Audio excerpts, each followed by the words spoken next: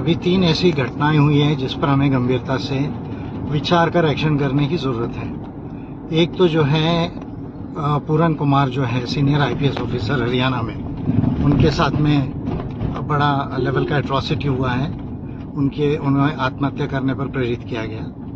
दूसरा जो है वो सीजीआई को ओपन कोर्ट में जो है वो जूता फेंका गया।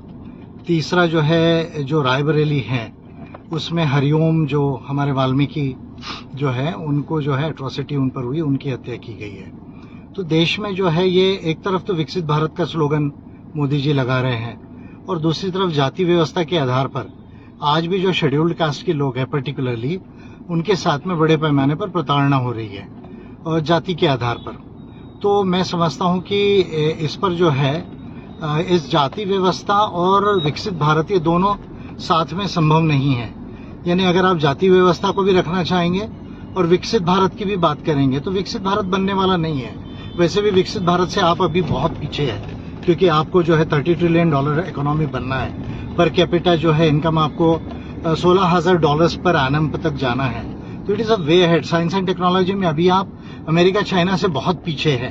तो मैं समझता हूं कि ये जो एक तरफ जो है विकसित भारत का स्लोगन और दूसरी तरफ जाति व्यवस्था, ये जो विसंगति है देश के अंदर में, ये विसंगति को समाप्त करने का जो है वो समय है।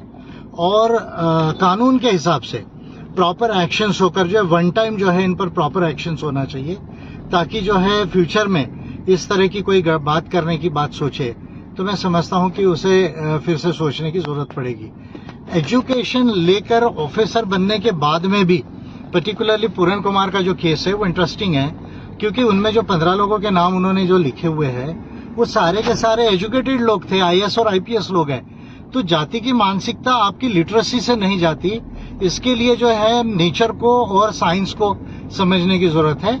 और आप जो एक आर्कियाक सोसाइटी लेकर आगे जाना चाहते हैं, आप बहुत पीछे हैं मॉडर्निटी में और साइंस सोसाइटी में और मॉडर्निटी में वर्ल्ड में, तो आप जो है प्रोग्रेस नहीं कर सकते। और ये बड़ी शर्म की बात है कि आप आईएएस आईपीएस बनने के बाद में भी एट्रॉसिटी की मानसिकता अपने देश में रखते हैं। मैं समझता हूं कि it is a shame on such officers who go for such sort of an atrocity on the scheduled caste or the scheduled tribe you see officers। और ऐसा ही अगर ब्यूरोक्रेसी रही, ऐसा ही गवर्नेंस रहा और गवर्नमेंट और आरएसएस जैसी ऑर्गेनाइजेशंस अगर ऐसी चीजों को ही प्रमोट करते रही तो विकसित भारत का तो सपना आप भूल जाइए। आप विश्व गुरु जो है का स्लोगन, झूठा स्लोगन भले ही लगाते रहिए, पर विकसित भारत तो आप नहीं हो पाएंगे। मैं समझता हूं कि जिन लोगों के भी साथ ये हुआ उनकी साथ हमारी सिंपैथीज है, उनके परिवारों के साथ में, और न्याय के हिसाब से जो है वो प्रॉपर जो है उनका डिसीजन हो। और मैंने 2015-16 में एक बड़ी पिटीशन की थी SC/ST की जो डिस्क्रिमिनेशंस है उसको समाप्त करने के लिए।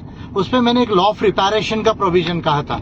एट्रॉसिटीज एक्ट में लॉ ऑफ रिपेरेशन को लाने की जरूरत है, और जो भी व्यक्ति एट्रॉसिटी करेगा उसके प्रॉपर्टी से जो है जो भी वैल्यूएशन निकलता है 2-4 करोड़ का वो रिकवर होना चाहिए और बाकी का रिमेनिंग पैसा बजट से दिया जाना चाहिए। तो एट्रॉसिटीज एक्ट में लॉ ऑफ रिपेरेशन लाने की जरूरत है। जो एट्रॉसिटी करेगा उसकी पर्सनल प्रॉपर्टी से जो है वो पैसा रिकवर करके जिसका लॉस हुआ है उसको दिया जाना चाहिए, रिमेनिंग अमाउंट बजट से दिया जाना चाहिए। So we have to bring the provision of reparation of the human rights in the SC/ST Prevention of Atrocities Act 1989 and more importantly so in the Constitution of India। तो ये सब चीजें जब होगी तब देश में जो है प्रोग्रेस होगा। और जहां तक शेड्यूल कास्ट के लोगों की बात है, मैं उनसे कहूंगा कि इससे विचलित ना हो, इससे परेशान ना हो, और डरने की तो बिल्कुल जरूरत नहीं है। अपना काम जो है न्याय के हिसाब से, कानून के हिसाब से और बाकी जो चीजों से जो अपना प्रोग्रेस करके आगे बढ़े। ये चीजें जब आप शक्तिशाली होंगे साइंस और नॉलेज के पावर में, पॉलिटिकल पावर में और थोड़ा इकोनॉमिक पावर में, तो ये चीजें जो है वो डाइल्यूट हो जाएगी इंडिया में। Thank you, thanks a lot.